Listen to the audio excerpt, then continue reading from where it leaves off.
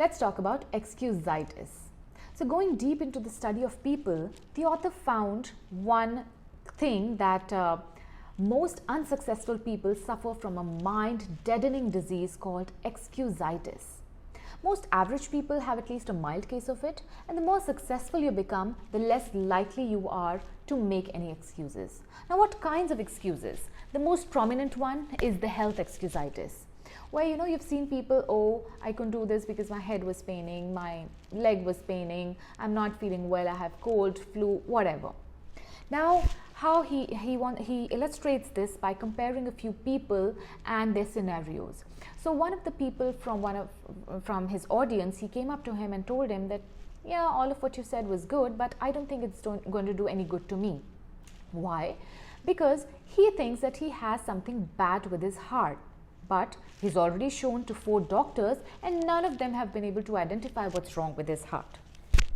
To this, he was told that the first thing that he should do is find the best heart specialist in town and promise himself to consider his opinion as the last one, because probably he might not even have anything wrong with his heart, but looking and looking and looking for an illness might just get you one. Look at this, another example. So on his way to somewhere, when he had just taken his flight and he was about to be seated, and he bent down and he could hear a ticking sound, and he looked at his left and the person looked at him and said, "Don't worry, sir, it's not a bomb ticking, it's my heart." And then he went on to explain to him how he's had one of the biggest surgeries and has had a valve placed in his heart, and that the ticking sound would continue until more tissues grow onto that valve. And then he was asked about his plans, to which he had a list of plans ready. He had to complete his education, and then he had some work lined up. He had some projects in mind with the government, I believe, that he had to do. So this is the attitude. Even in spite of the intensity of the kind of health that they were facing, how this man reacted to his health and how this man reacted to his health is very evident. There was another example of a very severely diabetic person who was asked, isn't it inconvenient to you to keep on taking insulin shots every now and then? And then he was like, yeah, sure it is, but then so is shaving. But he was also thankful to those who have invented insulin so that he could live such a beautiful life. There was another amputee friend who had lost an arm in one of the wars that he had faced.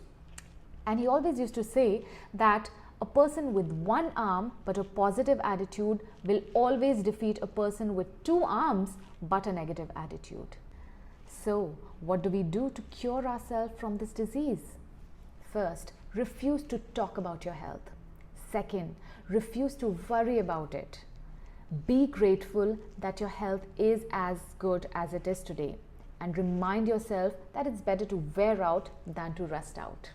Then we have another type of excusitis called intelligence excusitis, where we underestimate our brain power and overestimate the other fellow's brain power.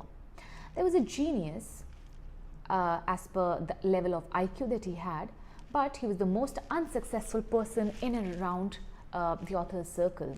How? He had the most mediocre job. Why? Because he was afraid of responsibilities. He was 33 but never married. Why? Because a lot of marriages end up in divorce. He never invested. Why? He might lose his money. And he never had any friends. Why? Because people used to bore him. Einstein was asked how many feet are there in a mile. He said he don't know, but he never cared also. Henry Ford, we all know, linked to Ford Motors. He was, there was a libel suit against him by Chicago Tribune, I believe, and who said that he was an ignorant man with no knowledge. To which he said, prove it. And then there was an event where he was asked a few questions like, who was Benedict Arnold, when was this war fought, and some specific GK questions to which he did not have an answer. But he told everybody that he can have a person who in 5 minutes, he can get a person in 5 minutes who will have answers to all these questions. Now he knew what every major executive knows, that it is important to be able to use your brain to analyze and find the right kind of information at the right time, rather to use your brain as a garage of facts. A person with an IQ of 100 but with a positive and cooperative attitude will always earn more respect, more money and more success than a person with an IQ of 120 but a pessimistic and uncooperative attitude.